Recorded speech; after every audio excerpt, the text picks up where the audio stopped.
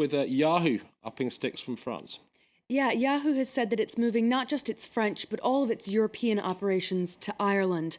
It means that all data for Yahoo's email, messenger, and photo services will be streamed through its new offices in Dublin, the company describing the move as a way to streamline its operation.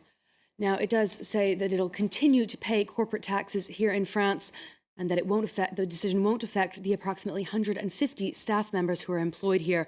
But it is widely seen as a move to limit the internet giant's exposure to corporate taxes here in France. Firms are taxed at a rate of around 33%, compared to just 12.5% in Dublin.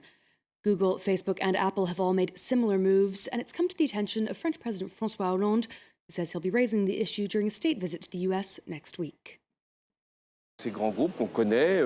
These big groups which situate themselves in countries with low corporate tax rates, we have to do something about them. And when I go to the US in a few days' time, we have agreed with President Obama to make a joint effort on tax harmonization. In the United States, a former manager at the hedge fund SAC Capital has been found guilty of insider trading. A federal jury in New York convicted Matthew Martoma of conspiracy and security fraud charges for his role in a scheme that helped SAC avoid losses and gain about $275 million. Prosecutors in New York called it one of the most expensive insider trading schemes in history. Martoma could face up to 45 years in jail. Now, SAC Capital was founded by the billionaire Stephen Cohen.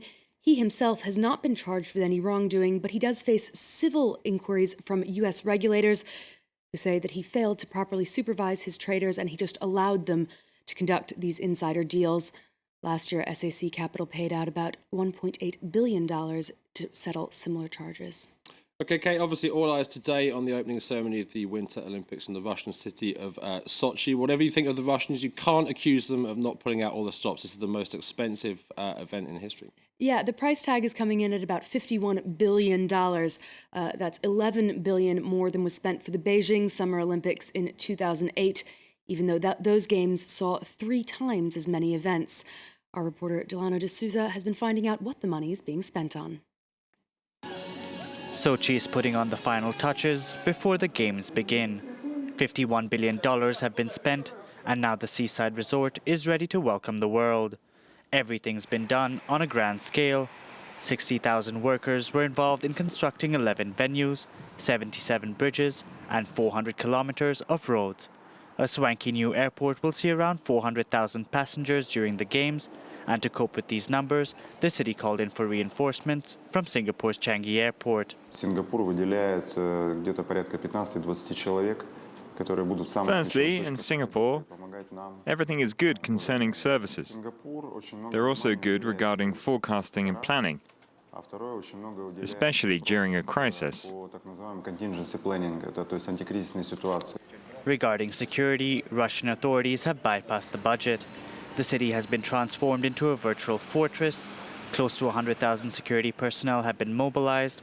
On the streets, everything has been designed to keep visitors and athletes safe while making them feel welcome. We took English courses during the summer. Authorities made us learn the language. With the games, business activity is likely to spike considerably, and the sex industry hasn't been left behind. The event is expected to attract a large number of sex workers. With such a large amount of money spent, the games have been plagued with concerns over corruption, something the country's president denies. Let's take a look at the markets now. We saw a very good day for Wall Street on Thursday. The 3 major indices seeing their best gains in 7 weeks. Major indices all closing up over 1% there. This was partly on better than expected weekly jobs data.